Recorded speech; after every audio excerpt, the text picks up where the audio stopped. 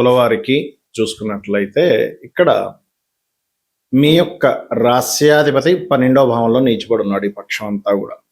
దాంతోపాటు చంద్రుడు పక్షం మొదట్లో కలిసి ఉంటున్నాడు. 6 రాసులు తిరుగుతాడు చంద్రుడు. మరియు ఏకాదశంలో రవి కేతు ఉంటూ రవి కూడా 17వ తేదీకి మారుతున్నాడు. దశమంలో 2 శుభగ్రహాలు అంటే రవి 17కు మారిపోతే 23వ తేదీ రవి గురుబుద్ధులు కలిసి దాని తర్వాత 12లోకి వస్తున్నారు, 11లో స్థానంలోకి వస్తున్నారు దశమం నుంచి. భాగ్యంలో కుజుడు, అదేవిధంగా 6వ స్థానంలో వక్రించిన శని, 5వ స్థానంలో రాహు.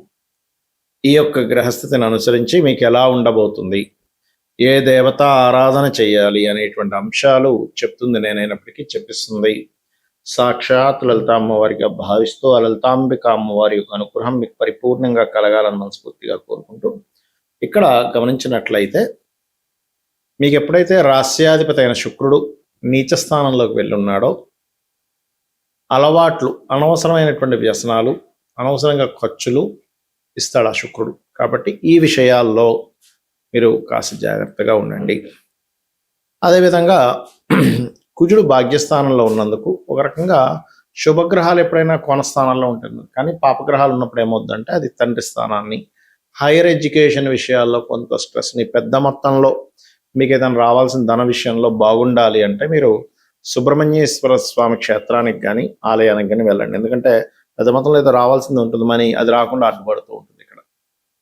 ఇక మీకు గురువు 3వ అధిపతి 6వ అధిపతి అయిన గురువు దశమంలో శుభగ్రహంతో కలిసి ఉన్నాడు. కాబట్టి 16వ తేదీ నుంచి 23వ తేదీ వరకు కూడా కెరీర్ విషయంలో చాలా బాగుంది. మీకు కొత్త ఉద్యోగం కోసం ఏదైతే వెతుక్కుంటారో అది బాగుంటుంది. అందులో ముఖ్యంగా ఫైనాన్స్ రిలేటెడ్, అలాగే ఏదైనా చూడండి ఒక్కోసారి మనం డిజిటల్ మార్కెటింగ్స్ ఇలాంటివి ఉంటాయి, అటువంటి వాటిల్లోని.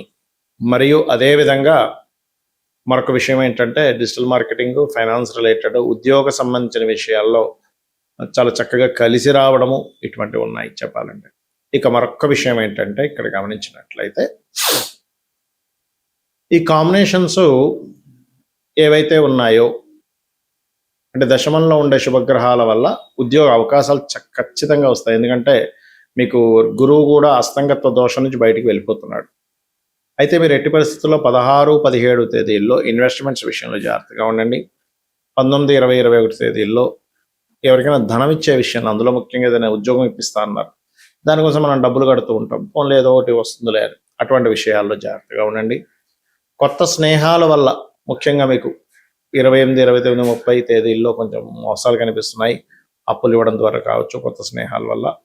రాజకీయ సంబంధించిన విషయంలో ఒక్కొక్కసారి మనం ఏదో అపోహల్లో ఉంటూ ఏదో నిర్ణయాలు తీసుకుంటుంటాం. అటువంటి విషయాల పట్ల కాస్త జాగ్రత్తగా ఉండండి.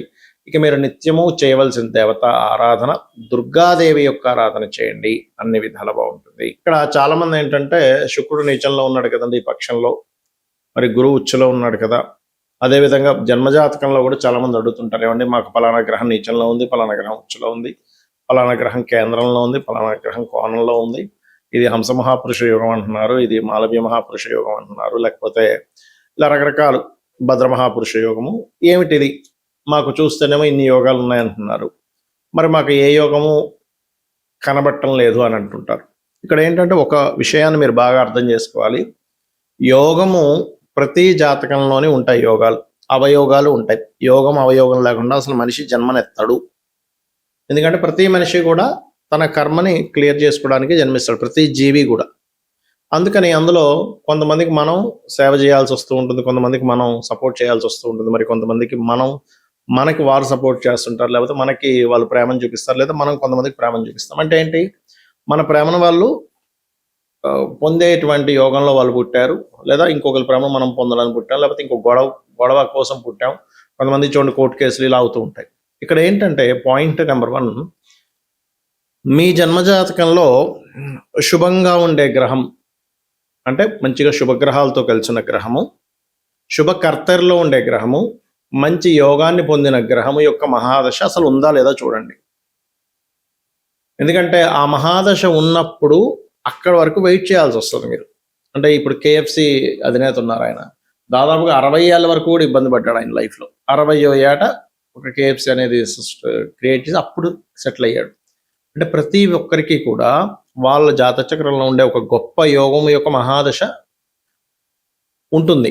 దానికోసం కొంచెం మనం ఓపికగా వెయిట్ చేయగలగాలి. ఇదే మనకి రామాయణంలో కూడా సీతామహాతల్లి చెప్తుంది, ఎవరు కూడా తొందరపడి ఆత్మహత్య చేసుకోకూడదు, ఎప్పుడు ఏ క్షణం ఎప్పటి నుంచి బాగుంటుందో మనకు తెలియదు కాబట్టి అంటుంది. ఎందుకంటే తన యొక్క జడతోనే తను ఒక్కసారి ఒక సెకండ్ అనిపిస్తుంది తనకి.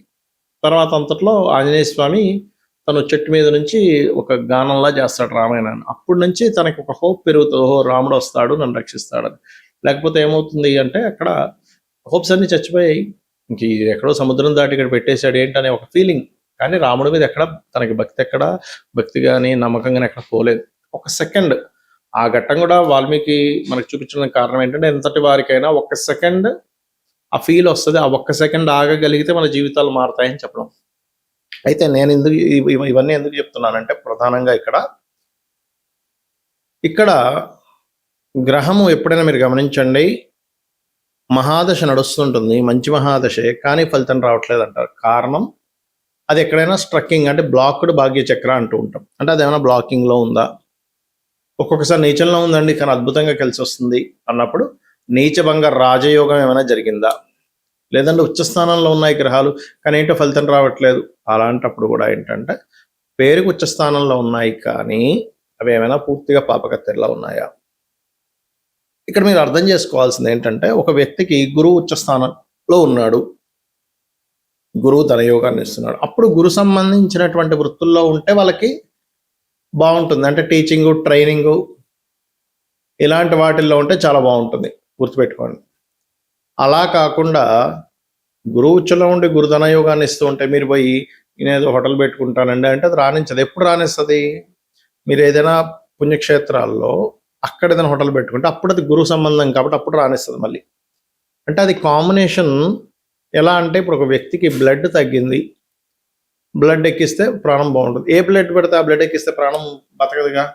పర్టికులర్గా ఏ గ్రూపో ఆ పర్టికులర్ గ్రూప్ అయితేనే ఆ వ్యక్తికి రక్తహీనత ఉండేటువంటి దోషం పోయి వాళ్ళకి రక్తం పెరిగి బాగుంటాడు ఆరోగ్యంగా. అలాగే మన జన్మజాతకంలో ఏమిటి, ఇప్పుడు కొంతమందికి చంద్రుడు చాలా బాగుంటాడు, చంద్రుడే ధనయోగాన్ని ఇస్తున్నాడు, అప్పుడు అతను ట్రాన్స్పోర్టేషను లేకపోతే మానసిక శాస్త్రవేత్తలుగానో ఫుడ్ రిలేటెడ్ దాంట్లోకి వెళ్ళాలి.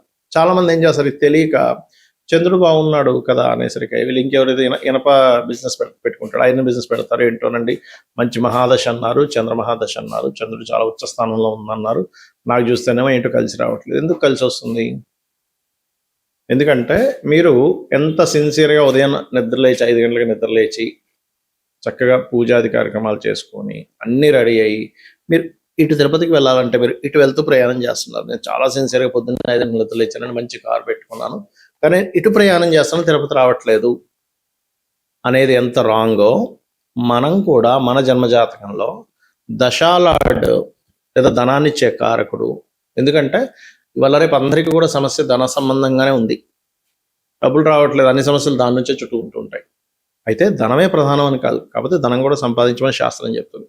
మీ పర్సనల్ చార్ట్లో చదువుకునే స్టేజ్ నుంచి కూడా అసలు నేను ఏ కోర్స్ చేస్తున్నాను, అది నాకు ఉపయోగపడుతుందా లేదా అనేటువంటి చూసుకోండి పర్టికులర్గా, అప్పుడు మీకు ఆటోమేటిక్గా బాగుంటుంది అది. ఓకే, అలాగే ఇంకొక విషయం ఏంటంటే కొన్నిసార్లు మనకి ఆ కాంబినేషన్ ధనయోగం ఉంటుంది కానీ ఆ ధనాధిపతి పాడైపోయి ఉంటాడు, పాపకత్తెరలో పాప గ్రహాలతో, అంటే కుటుంబ సంబంధించిన వ్యవహారాలు అందుకే గొడవలు రావడం, ధనం సంపాదించేసరికి ఎవడో ఏదో పట్టుకుపోవడం దాన్ని, ఇలాంటివి జరుగుతూ ఉంటాయి. కాబట్టి అప్పుడు అది ఏ గ్రహాల ద్వారా అయితే సంబంధం కలిగి పాడైందో ఆ గ్రహాలకు సంబంధించిన దానం ఇవ్వాలి. అంతేగాని ఆ పాడైంది కదండి నేను రత్నాలు పెట్టేసుకుంటానంటే కుదరదు. ఎలా అంటే ఇప్పుడు దొంగతనాలు జరుగుతున్నాయి అనుకోండి, ఉదాహరణకి దొంగతనాలు జరుగుతున్నాయి కదండి అందుకని నేను దొంగలందరినీ తీసుకుని ఇంట్లో పెట్టుకున్నానంటే అది దొంగలకి దూరంగా ఉండాలి కదా. మనం దొంగతనం జరుగుతుంది అన్నప్పుడు జాగ్రత్తగా ఉండాలి కదా. ఇక్కడ ఏం చేస్తున్నాం మనకు తెలియక రెండవ అధిపతిని పాడు చేస్తున్న గ్రహాలు కొన్ని ఉన్నాయి, ధనాన్ని ఇచ్చే గ్రహాలు. ఆ ధనాన్ని ఇవ్వడానికి సపోర్ట్ చేయాల్సిన గ్రహాలే కంబస్ట్ చేసేసి అక్కడ రాకుండా చేస్తున్నాయి. అప్పుడు మనం ఏం చేస్తున్నాం, దాన్ని ఇంకొంచెం బలం పెంచడం కోసం రత్నం పెట్టేసుకుంటున్నాం. అలా పెట్టకూడదు. అప్పుడు దానం ఇవ్వాలి లేదా రుద్రాక్ష ధరించాలి. ఇలా ఒక్కటని కాదు, ప్రతి భావానికి మీరు ఒక ఇల్లు కొనుక్కోవాలనుకుంటున్నారు, వివాహం అవ్వటం లేదు, లేదా సంతానం కలగట్లేదు, ఆ పర్టికులర్ భావాధిపతి ఆ కాంబినేషన్‌లో క్లియర్‌గా ఉంటూ, అది ఎంతవరకు బలాన్ని పొందాడు అనేటువంటిది ఉంటుంది. ప్రతి జాతకంలో, ప్రతి అంశం మీద. ఆ బలాల యొక్క బేరేజ్‌ని బట్టే వీళ్ళకి ఓకే. ఇంత లేట్ అవుతారు, లేదా తొందరగా ఉంటుంది, అద్భుతంగా ఉంటుంది ఈ మహాదశలో అనేటువంటిది తెలియజేయడం జరుగుతూ ఉంటుంది. కాబట్టి నేను చెప్పబోయేదేంటంటే ఒకటే గుర్తుపెట్టుకోండి. ఫస్టు ఎంతసేపు ఏలినాటి శని, లేపోతే కాలసర్ప దోషాలు ఇవి ఉన్నాయి, నేను లేవనట్లే. కానీ దీని ప్రభావం కొంతే ఉంటుంది. ఇదొకటే కాకుండా అసలు ఎనాలిసిస్ చేయడం తెలుసుకోండి. అంటే ఏంటి? మీకు ఏ దశ నడుస్తుంది? ఏ అంతర్దశ నడుస్తుంది? వాళ్ళిద్దరి యొక్క బలం ఎలా ఉంది? గోచారంలో ఉండే గ్రహం ఎలా ఉంది? దానికి నేనేం జేసుకోవాలి? ఎలా అయితే ఒక మనిషి యొక్క స్కానింగ్ రిపోర్ట్ తీసుకొని అసలు ఏ వైటమిన్స్ తగ్గాయని చూసి దానికి తగ్గ టాబ్లెట్స్ ఇస్తే వాళ్ళకెలా తగ్గుతుందో, ఇది గూడా సేమ్ యాజ్ ఇట్ ఈజ్ వాళ్ళ యొక్క జన్మజాతకంలో ఉండే కాంబినేషన్స్‌ని క్లియర్‌గా అబ్జర్వ్ చేసి రెమెడీస్ చేసుకోవాలి. అప్పుడు ఖచ్చితంగా పనిచేస్తాయి. రోజు నిత్యము లలిత చేసుకోవడము, రోజు దీపారాధన చేయడము, రోజు కాస్త ఆలయానికి వెళ్ళడం అలవాటు చేసుకోండి. అన్ని విధాలా బావుంటుంది. శ్రీమాత్రే నమః.